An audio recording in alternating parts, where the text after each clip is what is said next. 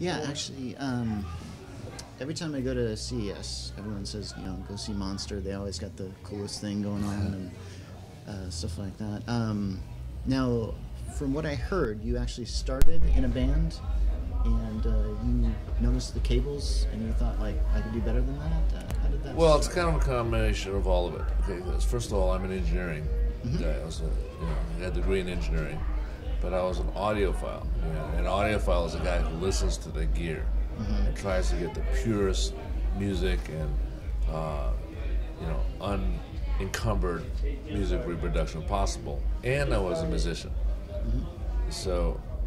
Some audiophiles don't know what real music sounds like because they don't really experience it all that much.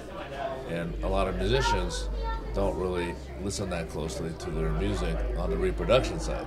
So the combination of all three allowed me to take a listen to the cable I was using at that time for my audio system. And I said, let me try to improve that speaker cable, even though engineers said there's really no benefit to be had. So that's what I did, and I was able to engineer the original Monster cable, which just changed the world. Right. How long ago was it?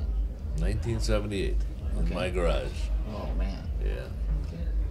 So, and I'm assuming after that you started the company, and one thing I was really impressed with when I went to your press conference was just how you could come up with a platform, be the head monster, and everybody I could tell people really believed in it. People really believed in the culture that surrounds Monster. One of the things I've actually written a book on marketing Android apps. And one of the things I like to say is you're not selling a product, you're selling a culture. And I felt like Monster has this huge people won't follow the product, they'll follow what they think the product believes in, or what they believe that the product can do. Well, that's, look, we're not a public company. We don't have investors, so I feel like a startup. So when you have a startup, you have that culture, right? Everybody working together, and everybody passionate about the same vision, and that's what we have in Monster. Except Monster is 30 years old, over 30 years old. Monster has several hundred employees, and we extend ourselves to a wide field of people. So you could say, wow, Monster is this big corporate company. Well, we're not a big corporate company. We're a very small company compared to other big companies, but we're bigger than small companies, okay? But still, it's a single owner, so it's a single vision. So I don't have to answer to anybody. I don't have a board. I don't have shareholders. So we're able to keep that independence, that entrepreneurial spirit. So when I say we feel like a big startup, or not so much a startup because we've been around for 33 years, but we've been able to maintain the essence of what a startup is. Okay, and the essence of what entrepreneurial spirit is. So that's why you feel it. And that's why it feels authentic. That's why it feels genuine, because it is authentic. It is genuine. And when you talk to each of the monsters, they speak from the heart. They don't. It's not a 8-to-5 job. Nobody works 8 to 5 at Monster. They work their butts off because they're passionate about what they do. I noticed you work a lot with Nick Cannon, with the inspiration and what you're doing there, and I think it's and I believe it's isn't he like doing some charitable organization or something? Well, Nick and ourselves, I work with 2 organizations, but Nick is empowering youth, is his phrase, with the Halo Awards. And what the Halo Awards is an endeavor to have young people do extraordinary things, to help other young people. And so they highlight achievements of young folks who then do extraordinary things. Let's say help disabled folks, or help older people achieve.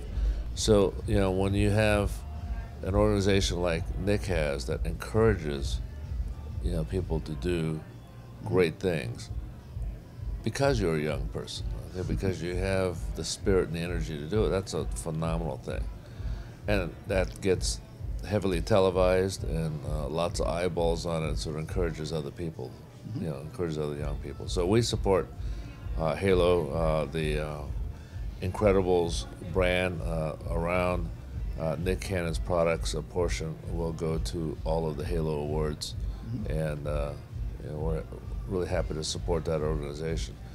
So there are a lot of other big corporate sponsors too who want to encourage that kind of thinking. So we're glad to be part of that. You said you support two organizations? Yeah, the other one is, people probably can't see it, but I travel around on a Segway because I have a disability. So the Segway is a incredible device invented by a gentleman named Dean Kamen. He's probably the Galileo of today. I mean, he is an inventor's inventor.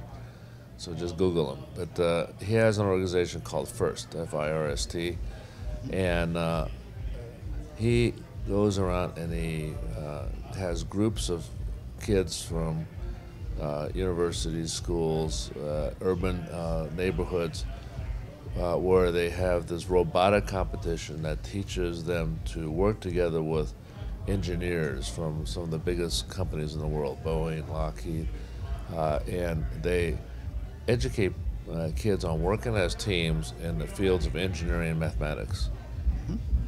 So the and because we're behind in this country as far as education in the sciences, and young kids today aspire to be rappers, pop artists, or athletes, but very, very few can break through and succeed. But everybody can be an engineer. Everybody can do something really useful and meaningful in their lives. So there's more than just dribbling a basketball, but everybody can achieve in the arts and sciences and engineering. So he helps thousands of kids all over the world aspire to that. There was something you said at the press conference that I wanted you to elaborate on. It was something like about being stupid, how sometimes you have to do a certain thing that others might call stupid. I don't remember exactly. Well, okay, so that was the founder of Diesel, who started the company at the same time we did, who did stupid things, okay, and he founded a company that also has a culture, and if you're Diesel has a phrase called, stupid, being stupid, okay? And now being stupid is like, when you're saying, hey, he's bad, okay? You don't mean he's really bad, you mean he's really good. So it has an opposite connotation. Being stupid is good. Being stupid is being different. Being stupid is finding a new way of doing things that nobody else has thought of. Because when you first think of it, the outside world might say, wow, that's stupid. Selling jeans for $100, in the U.S., that's a stupid idea. Selling a speaker cable that makes better sound, well, that's stupid. The engineer said, that's stupid. That doesn't work. Designing the highest quality headphone in the world. Well, that's stupid. Why would you want to do that? The headphones today we have are good enough.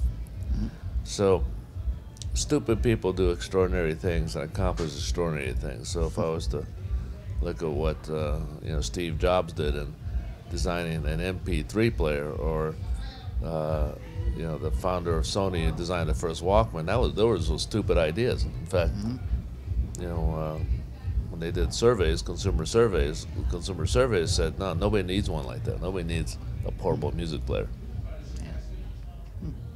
Okay, I think that's all the questions I have. All right, cool. Very good. Thanks.